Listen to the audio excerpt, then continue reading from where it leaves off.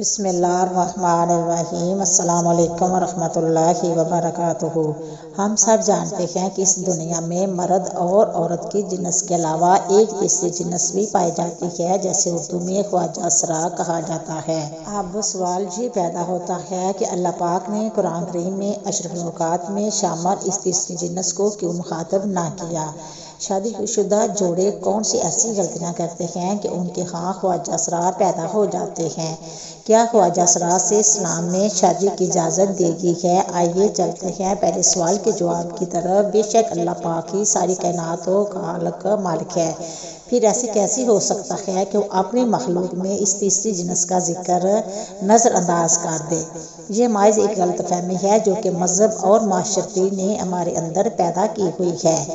آئیے اس مسئلے کے حل کے لیے مشہور سائنسدان ہیری کلین فلٹر کی تھیوری کو دیکھتے ہیں۔ اس نے ایک بیماری دریافت کی جس کا نام اس نے اپنے نام پر یعنی کلین فلٹر سنڈروم میں رکھا۔ اس بیماری کے مطابق عورت اور مرد کی طرح خواجہ اسرار کوئی تیسری جنس نہیں ہے، بلکہ ایک جسمانی بیماری ہے۔ اللہ تعالیٰ نے انسان کو مرد اور عورت کے ہی روپ میں پیدا کیا ہے، لیکن جس طرح دیگر پیدائشی بیماریوں کی وجہ سے بچہ اندھا، گونگا اور بہرا پیدا ہو سکتا ہے، تو اسی طرح کروموسوم ایکس اور وائی کی تعداد کے عدم مطابقت کی وجہ سے بچے کی جنس کا تعین بھی نہیں ہو پاتا، جس سے بچہ پیدائشی طور پر اب نارمل پیدا ہو جاتا ہے۔ ہر انسان میں 23 کروموسومز کے جوڑے پائے جاتے ہیں، ہر جوڑا 2 کروموٹین پر مشتمل ہوتا ہے۔ اسی طرح مجموعی طور پر ایک انسان میں 46 کروموٹین پائے جاتے ہیں، اور بعض اوقات کروموسومز کی تبدیلی کے وقت مردوں میں 1 سے زائد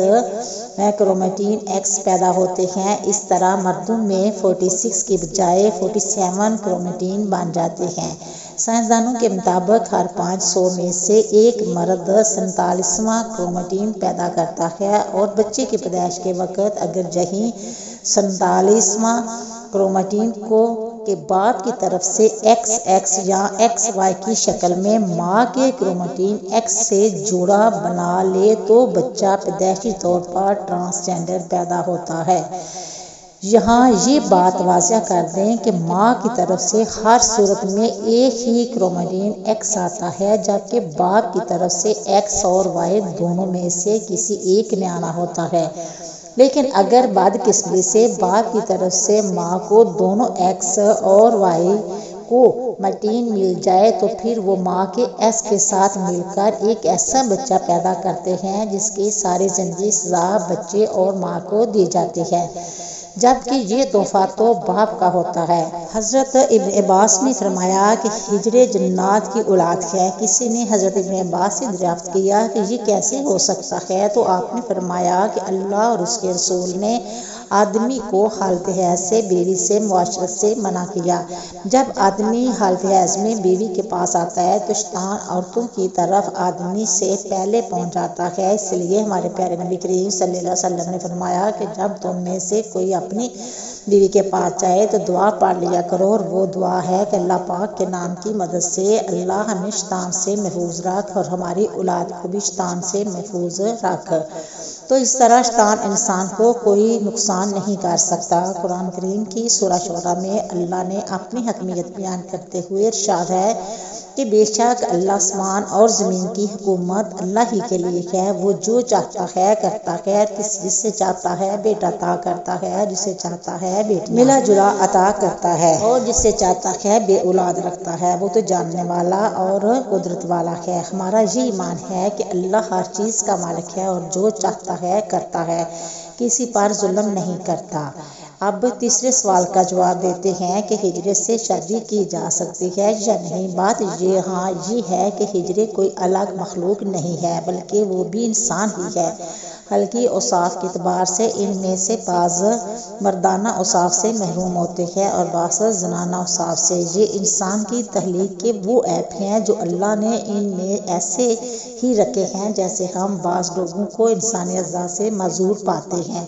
یہ نقائص امتحان کے لیے انسان میں رکھے جاتے ہیں۔ ایک انسان جو کہ معذور ہونے کے باوجود بھی عقل رکھتا ہے تو اس کا امتحان صبر کا امتحان ہے، یعنی جس شخص میں مرد عورتوں کی علامت بالکل مساوی ہو، سے کسی لڑکے یا لڑکی کا نکاح شرعاً جائز نہیں ہے۔ ہنسی مشکل سے کسی لڑکے یا لڑکی کا نکاح شرعاً جائز نہیں، البتہ ہنسی غیر مشکل یعنی وہ ہنسی کہ جس میں مردانہ قوت علامات غالب ہوں تو شرعاً مرد شمار ہونے کی وجہ سے اس کا کسی لڑکی سے نکاح، اور اگر اس میں زنانہ صلاحیتیں نہ ہوں اور علامات غالب ہوں تو اس کا کسی مرد سے نکاح شرعاً بھی جائز اور درست ہوگا۔ ایک دفعہ ایک شخص باب العلم امیر المومنین حضرت علی کی بارگاہ میں حاضر ہوا اور عرض کرنے لگا، اے امیر المومنین، میرا بھائی ایک خواجہ سرا کی محبت میں گرفتار ہو گیا ہے۔ جب ہم نے اس کو اس مکروہ عمل سے باز رکھنے کی کوشش کی تو اس نے اسے مخنث سے شادی کر لی۔ اب آپ بتائیے کہ یہ نکاح جائز ہے یا نہیں؟ جب یہ معاملہ حضرت علی کے سامنے پیش کیا گیا تو آپ نے خواجہ سرا سے دریافت کیا کہ تمہاری مشابہت مرد کی طرح ہے یا عورت جیسی ہے؟ خواجہ سرا نے بتایا کہ مجھ میں مرد اور عورت دونوں کی خصوصیات پائی جاتی ہیں، مجھے موارد بھی آتی ہے اور میں مردوں کی طرح بھی زندگی گزارتا ہوں۔ حضرت علی نے اپنے غلاموں کو حکم دیا کہ اس خواجہ سرا کی دونوں طرف والی پسلیاں شمار کریں، اگر بائیں جانے والی ایک پسلی کم دکھائی دے تو پھر اس کو مرد سمجھا جائے گا ورنہ اس کو عورت تصور کیا جائے گا۔ جب یہ واضح ہو گیا کہ خواجہ سرا کی ایک پسلی کم ہے تو حضرت علی علیہ السلام نے فیصلہ صادر فرمایا کہ اسے مرد شمار کیا جائے اور اس کے شوہر اس کے درمیان علیحدگی کروا دی۔ اسی طرح خواجہ سرا کی وراثت کا بھی مسئلہ ہے، اگر تو وہ مرد کے مشابہ ہے تو مرد کا حصہ پائے گا، اگر عورت کے مشابہ ہے تو عورت کا حصہ پائے گا۔ افسوس کہ ہمارا معاشرہ جو کہ اسلامی معاشرہ کہلاتا ہے، اس میں انہیں عزت و احترام حاصل نہیں جو کہ مردوں کو ہوتا ہے۔ اسلام میں قدرتی طور پر پیدا ہونے والے ہجرے بچوں کے لیے وراثت میں حصہ رکھا گیا ہے۔ اس معاملے میں سب سے پہلے والدین کو شعور دینا چاہیے کہ اگر کوئی ایسا بچہ پیدا ہوتا ہے تو صورت میں اسے گھر سے نکالنے کی بجائے معذور سمجھ کر معاشرے کا کارآمد شہری بنانا چاہیے۔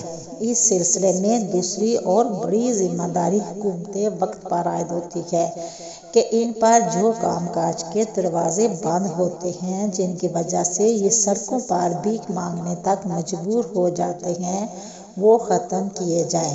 اس سلسلے میں قانون تو موجود ہے لیکن عمل کوئی نہیں کرتا۔ بہرحال ہماری آج کی ویڈیو اسی سلسلے میں ایک کاوش تھی کہ ان لوگوں کا وہ حقوق دلوائے جائیں جو کہ باقی تمام شہریوں کو حاصل ہیں۔ میری آپ سب سے درخواست ہے کہ خواجہ سرا کو تحقیر کی نظر سے دیکھنے کی بجائے ان کو بھی عزت و احترام دیا کریں جیسا کہ معاشرے کے دوسرے تمام افراد کو حاصل ہے۔ اللہ پاک مجھے اور اس سب ویڈیو دیکھنے والوں کے تمام افراد کو کلین فلٹر سنڈروم جیسی بیماری سے محفوظ فرمائے، آمین ثم آمین۔ امید کرتی ہوں کہ آپ کو میری یہ ویڈیو پسند آئی ہوگی۔ اگر پسند آئی ہے تو شیئر کرنا، سبسکرائب کرنا، اچھے کمنٹ کرنا، دعا میں یاد رکھنا۔ ہم انشاءاللہ ملیں گے نیکسٹ ویڈیو میں، تب تک اوکے، اللہ حافظ۔